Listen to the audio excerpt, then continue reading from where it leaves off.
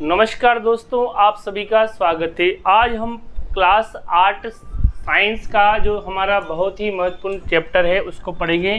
तो दोस्तों क्लास 8 विज्ञान जो कि हमारे एग्ज़ाम की दृष्टि से महत्वपूर्ण प्रश्न की चर्चा हम इस क्लास में करेंगे। तो दोस्तों हमारा जो पार्ट 1 है फसल प्रबंधन यानी कि क्रॉप प्रोडक्शन और उसका मैनेजमेंट।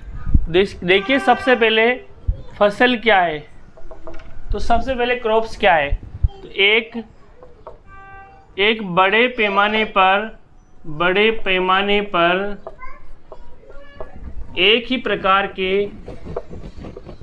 प्रकार के पौधों को उगाना क्या कहलाता है? फसल कहलाता है। क्या कहलाता है? फसल। यानी कि बड़े पैमाने पर एक ही प्रकार के पौधों को उगाना फसल कहलाता है। और फसल जो दोस्तों दो प्रकार की होती है आपके किताब के अकॉर्डिंग। एक जो होती है वो होती है खरीफ की फसल और दूसरी होती है रबी की फसल। तो दोस्तों खरीफ की जो फसल है जो जुलाई अगस्त में बोई जाती है उसे खरीफ की फसल कहते हैं। जैसे सोयाबीन है, मक्का है, तो ये किस में आएगी? ये जुलाई अगस्त में उगाई जाती है और अक्टूबर नवंबर में काटी जाती है। अब रबी की फसल, तो दोस्तों अभी वर्तमान में जो कटाई चल रही है वो रबी की फसल। तो जैसे गेहूं है, चना है, सरसों है, ये सभी क्या है? ये सभी रबी की फसल के उदाहरण हैं। अब दोस्तों खेती के चरण क्या है? तो दोस्तों खेती के जो चरण हैं वो ध्यान से सुनिएगा आप। सबसे पहले अपन क्या करते हैं? मिट्टी तैयार करते हैं। क्या करते हैं? मिट्टी को तैयार करना। दूसरे नंबर पे हम क्या करते हैं दोस्तों? बुआई करते हैं। क्या करते हैं? बुआई करते हैं। तीसरे नंबर पे क्या करते हैं? खाद या उर्वरक देना, खाद और उर्वरक देना।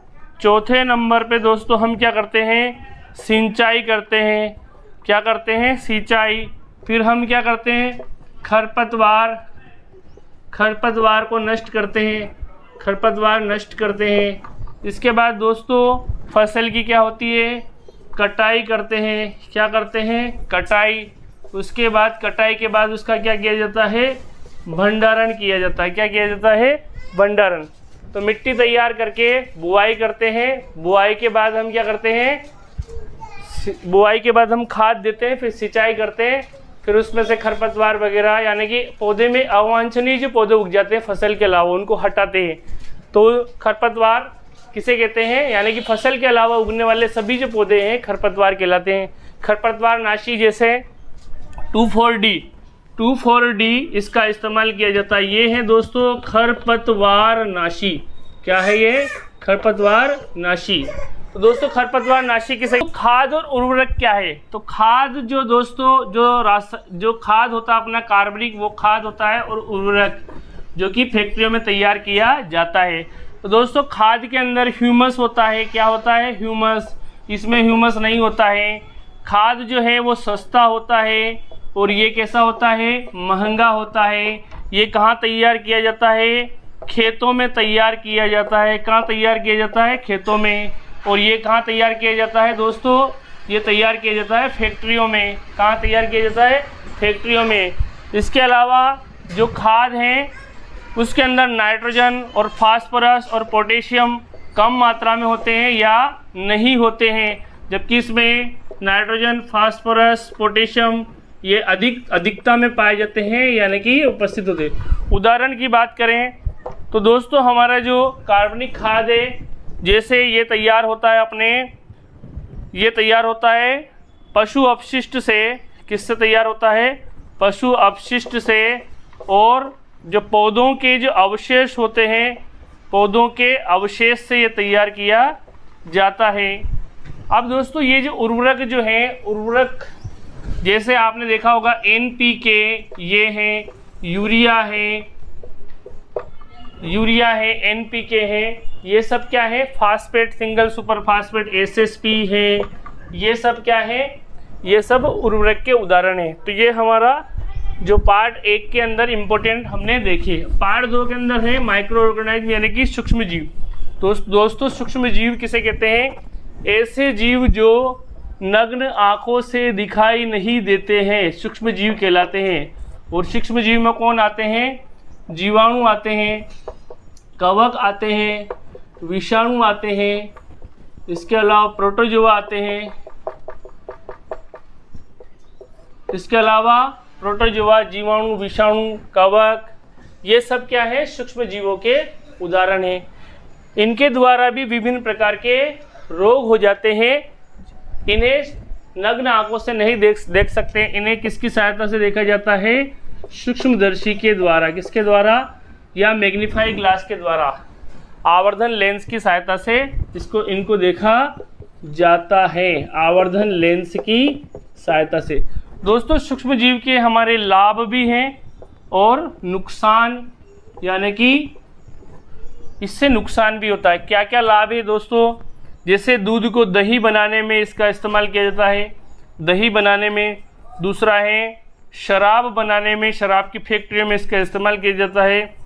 तीसरा दोस्तों, सूक्ष्म जीवों से एंटीबायोटिक यानी कि औषधि बनाने में भी इनका इस्तेमाल किया जाता है। उद्योगों में इनका इस्तेमाल किया जाता है सूक्ष्म जीवों का, उद्योगों में, बेकरी उद्योग में टोस्ट वगैरह, इसमें भी इसका इस्तेमाल किया जाता है। और इनके नुकसान, तो दोस्तों ये रोग भी उत्पन्न करते हैं, यानी रोगकारी होते हैं। एक नुकसान तो ये हमारे कपड़े, चमड़ा, कागज को खराब कर देते हैं। इसके अलावा रोग भी उत्पन्न करते हैं। इसके अलावा और भी बहुत सारे हैं। ये हमारे खाद्य पदार्थ को दूषित कर देते हैं, खाद्य पदार्थों को क्या कर देते हैं? ये दूषित कर देते हैं। क्या कर देते हैं? दूषित। तो दोस्तों ये इनके कुछ नुकसान हैं। इसके अलावा नाइट्रोजन फिक्सेशन में भी ये सूक्ष्म जीव मदद करते हैं, जैसे राइजोबियम, जीवाणु, क्लोस्ट्रिडियम वगैरह। ये वायुमंडल की नाइट्रोजन को नाइट्रेट में बदल के पौधों को नाइट्रोजनिक पदार्थ उपलब्ध कराते हैं। तो ये इनके कुछ नुकसान भी हैं और कुछ फायदे भी हैं सूक्ष्म जीव। अब दोस्तों धातु और अधातु। तो दोस्तों धातु जो होती है वो अधातु से अलग प्रकार की होती है। दोस्तों धातु और अधातु में हम कैसे अंतर करेंगे? देखिए, एक तरफ हम लिख देते हैं धातु, दूसरी तरफ लिख देते हैं हम अधातु। तो दोस्तों धातुएं अधिकतर कैसी होती है? ठोस होती है।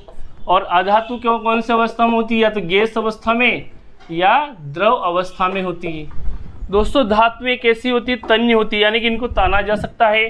धातुएं आघात वर्धनी होती है, यानी कि इनको पीट कर चपटा किया जा सकता है। धातुएं विद्युत और उष्मा दोनों की क्या होती है? चालक होती है। क्या होती है? चालक। धातुएं चमक उत्पन्न करती है। धातुएं विद्युत और उष्मा की चालक होती है, तन्य होती है, ठोस होती है। और दोस्तों सबसे ज़्यादा जो चालक जो है विद्युत की, वो है चांदी। क्या है? तो चांदी है, सिल्वर है, एल्यूमिनियम है, जैसे गोल्ड यानी कि Au है, आयरन है, ये सब क्या है? सोडियम है, पोटेशियम है, कैल्शियम है, मैग्नीशियम, ये सब क्या है? धातु के उदाहरण है। अब दोस्तों अधातु तन्य नहीं होती है, आघात वर्धनी भी नहीं होती है, विद्युत उष्मा की चालक भी नहीं होती है, और इनमें अधिकांश चमक नहीं होता है। लेकिन दोस्तों आयोडीन है, सल्फर है, इनमें चमक होता है। दोस्तों द्रव अवस्था में कौन सी अधातु पाई जाती है? ब्रोमीन पाई जाती है। कौन सी पाई जाती है? ब्रोमीन। और ठोस अवस्था में जैसे कार्बन का जो रूप है ग्रेफाइट है, वो एक अधातु होते हुए भी क्या है? ठोस अवस्था में पाई जाती है। और ग्रेफाइट जो है वो अधातु है। जैसे पेंसिल का नुक्का आपने देखा होगा, उसमें करंट बह सकता है, यानी कि वो चालक का उदाहरण है। अब अधातु के उदाहरण जैसे हाइड्रोजन है, हीलियम है, ब्रोमीन है, आयोडीन है, ये नाइट्रोजन है, सल्फर है, ये सब क्या है? अधातु के उदाहरण है। तो दोस्तों धातु और अधातु में हम इस प्रकार अंतर स्पष्ट कर सकते हैं। तो ये धातु और अधातु में अंतर हुए। अब दोस्तों संश्लेषित और नेचुरल, ऐसे रेशे जो मानव द्वारा तैयार किए जाते हैं, मानव द्वारा तैयार किए जाने वाले रेशों को हम क्या कहते हैं? उन्हें हम कहते हैं संश्लेषित रेशे। तो संश्लेषित रेशे जो मानव द्वारा तैयार किए जाते हैं, किसके द्वारा निर्मित? मानव द्वारा निर्मित रेशे। तो जैसे मानव द्वारा निर्मित कौन कौन है? रेयोन है, नायलॉन है, प्लास्टिक है, पॉलिएस्टर है, ये सब क्या है? मानव निर्मित। तो प्राकृतिक रेशे किसे कहते हैं? प्राकृतिक रेशे जो प्रकृति में उपलब्ध होते हैं, यानी कि जो प्रकृति से प्राप्त होते हैं। तो दोस्तों प्रकृति से प्राप्त कौन कौन से होते हैं? जैसे कपास यानी कि कॉटन है, रेशम है, ऊन है, ये सब क्या है? ये सब प्रकृति से प्राप्त होने वाले रेशे हैं। दोस्तों कपास के अंदर क्या पाया जाता है? सेल्यूलोज पाया जाता है। क्या पाया जाता है? सेल्यूलोज। तो ये सब क्या है? रेशे जो हैं ये एक लंबी श्रृंखला के बहुलक होते हैं। यानी कि बहुलक किसे कहते हैं? जब छोटी छोटी इकाइयाँ इस तरह से जुड़ जाती है तो वो क्या बन जाती है? बहुलक। तो जैसे ये सब क्या है? पॉलीथीन है, ये सब क्या है? ये सब बहुलक के उदाहरण है। एथीन का जो बहुलक है वो पॉलीथीन बन जाता है, तो सब बहुलक के उदाहरण है। अब दोस्तों प्लास्टिक को दो भागों में बांटा गया है, थर्मोप्लास्टिक और थर्मोसेटिंग प्लास्टिक। अब थर्मोप्लास्टिक किसे कहते हैं? ऐसे प्लास्टिक जो गर्म करने पर थर्मोप्लास्टिक, ऐसे एक तरफ लिख देते हैं अपन थर्मोसेटिंग प्लास्टिक। दोस्तों थर्मोप्लास्टिक गर्म करने पर क्या हो जाते हैं? नर्म हो जाते हैं, और इन्हें गर्म करने पर ये नर्म नहीं होते हैं। ये इनको एक बार अगर किसी उसमें डाल दिया जाए तो वापस रिजनरेट किया जा सकता है, लेकिन इनको एक बार किसी सांचे में डाल दिया जाए तो वापस इनकी आकृति नहीं बदल सकते। तो थर्मोप्लास्टिक के उदाहरण हैं दोस्तों पॉलीथीन है, ये थर्मोप्लास्टिक के उदाहरण हैं। पीवीसी पॉलीवाइनिल क्लोराइड, ये भी थर्मोप्लास्टिक के उदाहरण है। थर्मोसेटिंग प्लास्टिक के उदाहरण क्या है? मेलेमाइन और बेकेलाइट। मेलेमाइन और बेकेलाइट किसके उदाहरण है? ये थर्मोसेटिंग प्लास्टिक के उदाहरण। दोस्तों प्लास्टिक के फेवर की बात करें तो प्लास्टिक सस्ती होती है, ड्यूरेबल होती है, और इसमें किसी प्रकार का जंग नहीं लगता जैसा कि धातुओं में लगता है। और ये पर्यावरण, अगर हम नुकसान की बात करें तो प्लास्टिक पर्यावरण के लिए नुकसानकारी होती है, और जो प्लास्टिक जो है कई समय तक ये जैव अनिम्नीकृत होती है। तो इस तरह से हम कह सकते हैं कि प्लास्टिक जो है जैव अनिम्नीकृत पदार्थ है, यानी कि जो जीवाणु की प्रक्रिया द्वारा सिंपल पदार्थों में नहीं टूटती है। तो ये हमारा प्लास्टिक से रिलेटेड हो गया। दोस्तों कार्बनीकरण क्या है? तो जीवाश्म के द्वारा यानी कि पौधों के द्वारा यानी कि कोयला बनने की जो प्रोसेस है वो क्या कहलाती है? वो कहलाती है कार्बनीकरण। क्या कहलाती है? कार्बनीकरण। अब दोस्तों दहन क्या है? तो दहन क्या है? यानी कि ईंधन जो है, ईंधन का ऑक्सीजन की उपस्थिति में कार्बन डाइऑक्साइड व ऊष्मा प्रदान करना, ऊष्मा देना क्या कहलाता है? दहन कहलाता है। क्या कहलाता है? दहन। तो जैसे कार्बन ऑक्सीजन के साथ क्रिया करता है, कार्बन डाइऑक्साइड बनती है, साथ ही साथ इसमें ऊष्मा ऊर्जा का निर्माण भी होता है। अब दोस्तों हम बात करते हैं कोशिका। तो कोशिका शरीर की संरचनात्मक और क्रियात्मक इकाई है, और कोशिका जो अगर हम बात करें तो ये कोशिका है और ये बीच में केंद्रक है, और इसके आधार पर कोशिकाएं दो प्रकार की होती है। एक होती है प्रोकैरियोटिक कोशिका जिसमें स्पष्ट केंद्रक नहीं पाया जाता। दोस्तों ये है कोशिका झिल्ली। क्या है ये? कोशिका झिल्ली। ये क्या है? केंद्रक झिल्ली। क्या कहलाती है? केंद्रक झिल्ली। ये केंद्रक है, बीच में केंद्रिका है, यहाँ गुणसूत्र होते हैं, और यहाँ जो होता है दोस्तों ये होता है कोशिका द्रव्य। क्या होता है? और कोशिका द्रव्य के अंदर विभिन्न प्रकार के कोशिकांग पाए जाते हैं, जैसे माइटोकॉन्ड्रिया। इसके अलावा इसके अंदर रिक्तिकाएँ भी पाई जाती हैं। इसके अलावा इसमें अंतःप्रदेवी जालिका एंडोप्लाज्मिक रेटिकुलम पाए जाते हैं। ये दो प्रकार की होती है। इसमें छोटे छोटे जो कण पाए जाते हैं इन्हें राइबोसोम कहते हैं। क्या कहते हैं इनको? राइबोसोम। इसके अलावा इसमें विभिन्न प्रकार के और भी अन्य कोशिकांग पाए जाते हैं, जैसे लाइसोसोम भी पाया जाता है इसके अंदर, जिसको कोशिका का सुसाइड बैग कहते हैं, आत्मघाती थैला कहते हैं, लाइसोसोम। लाइसोसोम भी इसके अंदर पाया जाता है। दोस्तों पादप कोशिका और जंतु कोशिका में क्या, पादप कोशिका में हरित लवक पाया जाता है, जंतु कोशिका में नहीं पाया जाता। पादप कोशिका में रिक्तिका बड़ी आकार की होती है, जंतु कोशिका में रिक्तिका छोटी होती है।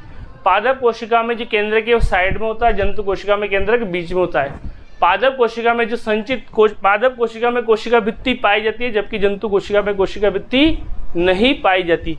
तो ये पादप कोशिका और जंतु कोशिका में कुछ अंतर बताया। अब दोस्तों कोशिका की संख्या के आधार पर जीव दो प्रकार के होते हैं। एक होते हैं एक कोशिकीय जीव, एक क्या होते हैं, एक कोशिकीय जीव, यानी कि जिनका शरीर एक ही कोशिका से मिलकर बना होता है, यानी कि एक कोशिका वाले जीव, जैसे अमीबा है, पैरामीशियम है, यूग्लिना है, ये क्या है, एक कोशिकीय जीव। और बहुकोशिकीय जीव किसे कहते हैं, जिनका शरीर एक से अधिक कोशिका से मिलकर बना होता है। एक से अधिक कोशिका वाले जीव, जैसे हम खुद ही आगे, जैसे हाथी है, मानव है, हाथी है, पेड़, जितने भी बड़े बड़े जो पेड़ पौधे होते हैं वो भी बहुकोशिकी के अंदर आ जाते हैं। दोस्तों एक कोशिकी और बहुकोशिकी में हमने अंतर क्लियर कर दिया। अब दोस्तों जनन किसे कहते हैं, तो दोस्तों जनन बहुत ही महत्वपूर्ण है। सजीवों द्वारा अपने ही समान नए जीव की उत्पत्ति क्या कहलाता है, जनन। तो सजीवों द्वारा अपने समान नए जीव की उत्पत्ति, ये जीव की उत्पत्ति करना क्या कहलाता है, उत्पत्ति जनन कहलाता है। क्या कहलाता है, जनन। और जनन जो होता है दो प्रकार का होता है। कितने प्रकार का होता है, दो प्रकार का। नंबर एक होता है अलैंगिक जनन और दूसरा होता है लैंगिक जनन। तो दोस्तों अलैंगिक जनन में जो निषेचन है वो नहीं होता है, निषेचन नहीं होता है। लैंगिक जनन में निषेचन होता है। क्या होता है, निषेचन। दोस्तों अलैंगिक जनन में अगर कोई एकल जीव नए जीव का निर्माण कर रहा है तो अलैंगिक जनन है। और अलैंगिक जनन की जो विधियां हैं वो है मुकुलन है, विखंडन है। और जबकि लैंगिक जनन जो होता है दोस्तों, इसमें नर युग्मक और मादा युग्मक का सम्मिलन होता है, यानी कि निषेचन की प्रक्रिया होती है, निषेचन होता है। तो दोस्तों निषेचन मानव के अंदर दो प्रकार का होता है, निषेचन की प्रक्रिया दो प्रकार की होती है। एक तो होती है आंतरिक निषेचन और एक होती है बाह्य निषेचन। आंतरिक निषेचन क्या होता है, मादा शरीर के अंदर, जबकि बाह्य निषेचन क्या होता है, मादा शरीर के बाहर। तो मेंढक है, तारा मछली है, इनमें बाह्य निषेचन पाया जाता है, जबकि मानव में आंतरिक निषेचन पाया जाता है। थैंक यू दोस्तों।